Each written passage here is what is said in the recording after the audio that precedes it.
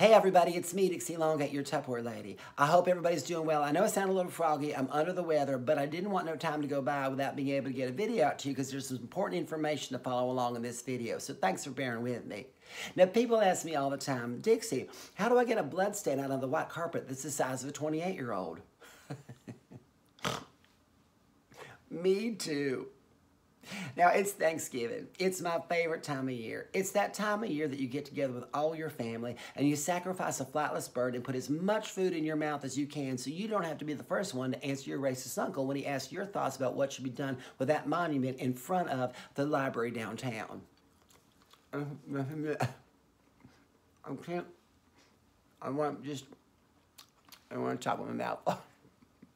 It was so good. Did you make this? It was delicious. Is that a new tracheotomy scar? That looks nice. Sure, you could have changed your Facebook profile status to I don't speak English and spent 2 weeks in Tangiers, but that's both inconvenient and expensive. Besides, it's the holidays. It's the one time of year you get to spend it with the people you love the most.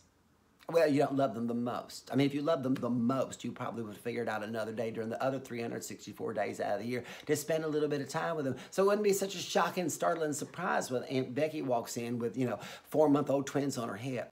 Are those new? Adorable. But it is a joyous time of year. And like George O'Keeffe said, you can't spell Thanksgiving without joy. Well, I mean, you can because the letters J-O-Y are not anywhere in Thanksgiving. But I think she was French, so it probably meant, like, you can't spell Thanksgiving in France without joy. Which does make sense because Thanksgiving is an American holiday, so they don't have it in France. You can't go to France during Thanksgiving without joy. That's not it. You can't, there's no joy, there's no joy in Thanksgiving.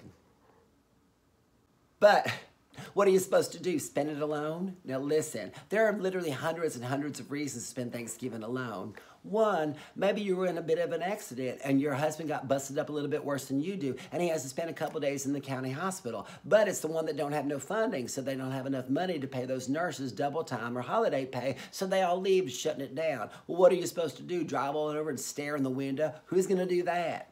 Except everybody that lives in New York City who goes to the department stores and looks at the windows. But those displays are so nice and they spend so much time putting them together so it makes sense.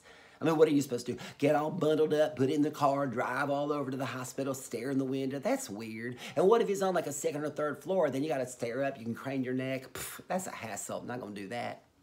2, maybe you live in that crazy trailer at the end of the street that all the front lawn is overgrown and there's that flickering light bulb up front and there's a skeleton on the front porch and you don't know what that's for. Some people say it's a Halloween decoration except for the fact that it's been there since March of 2015.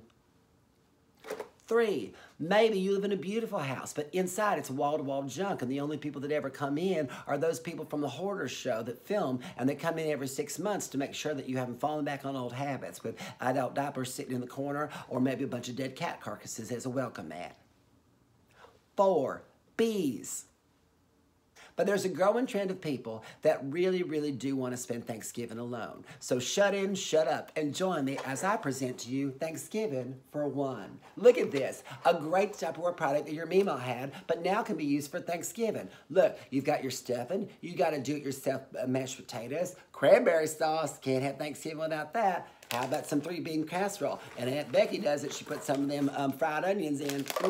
Yum. And then we got Jell-O. The Jell-O salad isn't complete until you put in the marshmallows. No nuts, though, because Jell-O shouldn't have crunchy things in it. And then you can have your turkey. Now, if you don't live near where you can get a turkey, you can use other substitutes. I've used pigeon here, but it's up to you. And then what about dessert? Well, we have all kinds of things. You can have a Pop-Tart for the pumpkin pie. They have that flavor now. Or maybe you're health conscious and watching your figure. You can use a protein bar that's pumpkin pie as well. It's only got 1 calorie. Come on. But what goes in the middle of this feast? Well, you got to have a cocktail. And I'm going to show you a great little Thanksgiving cocktail. First of all, take some gravy. You want to rim that bowl, all right? You want to get a gravy rim so it really, really sends the holidays home. Now, you might think, well, that sounds kind of disgusting, but I've been married 3 times, so I put a lot worse things than that in my mouth.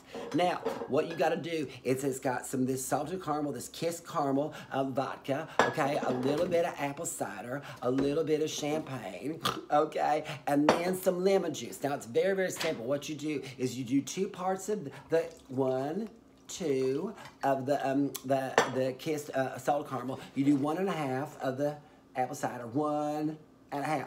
Okay, and then you just do 2 little squeezes of the lemon juice, joink, joink, and then everybody's favorite sound for an alarm clock.